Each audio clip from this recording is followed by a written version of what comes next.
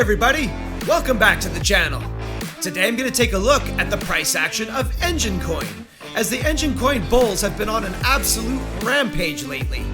The question is can the bulls keep up this momentum in the short term, or is Enjin Coin looking for a little bit of consolidation before making its next move higher?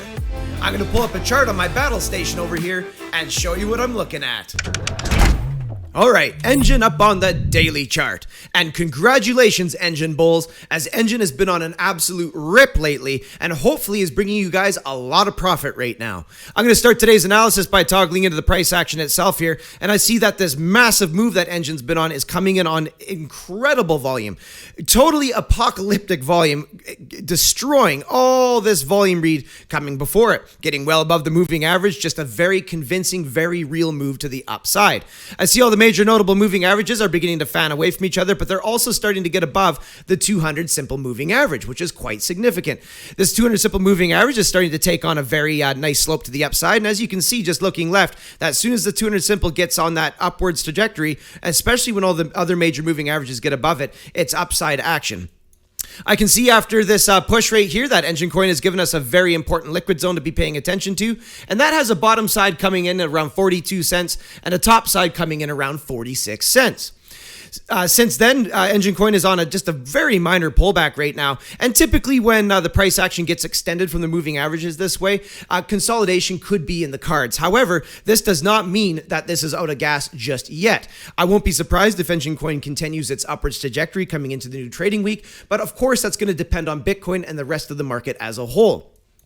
Toggling down to the RSI, I don't see any major divergences present as far as bearish divergence is concerned. Some may argue that between these daily candle body closures and these candle bodies right here, that perhaps there's a little bit of divergence showing up, just very minorly in those areas. But that is not confirmed by the price action itself, so that is not something that I'm worried about or paying much attention to at this time. Getting a closer look at the RSI, I see that it got just simply overbought and has pulled back only to find support off the positively sloped exponential moving average near the edge of the bullish control zone. At the time of recording, looks like the RSI is looking to test the exponential once more. And at the end of the day, so long as the RSI and the exponential moving average stay within the bullish control zone, this is ultimately just a very, very bullish read. I do like it when the RSI has an opportunity to reset itself this way, as it just creates more room for it to run to the upside, signaling that the bulls may have some more ammo in the short term. Coming down to the stochastics, they're looking good. They're crossed to the upside, very much north. And when they get into this exhaustion zone up here under very strong trending conditions, I don't see that as a warning sign. As you can see looking left, you can see the stochastics. They can get into that area and they can live in that area for quite some time.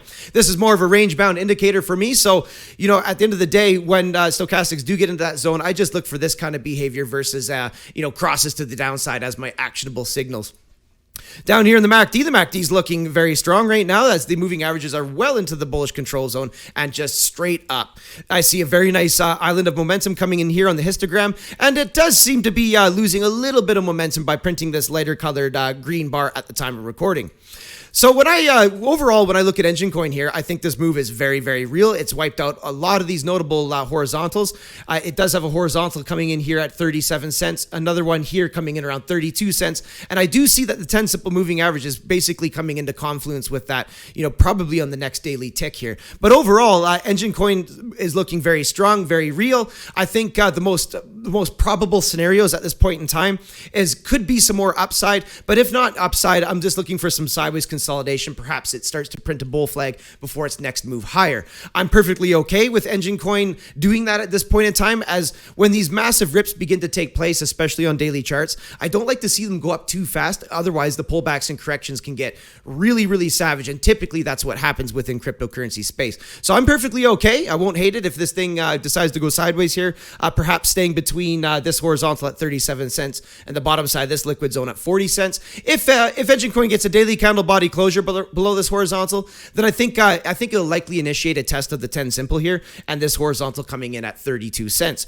The big one for me is going to be if Enjin Coin gets any daily candle body closures above this liquid zone here at around the 46 cent mark, followed by daily candle body opens on convincing volume, that I think Enjin Coin's probably in for another major move to the upside. So we're gonna have to see how things come into the new trading week here. Let's keep our eyes on Bitcoin, as we know Bitcoin can ruin parties. But when I take a look at the Bitcoin chart over here, Bitcoin could be picking itself back up off this 55 right now. I do see a little bit of downside pressure still present as it is opening and closing daily candle bodies, not only below the 10, 21, and 30, but it has the potential to close this next candle below the bottom side, this liquid zone. And that the closure is coming in 7 hours and 48 minutes. If Bitcoin manages to do that, I think it'll likely retest the 55 here, which the 55 is coming in a little bit higher than it did before. So perhaps another bullish wick off that and Bitcoin picked itself back up.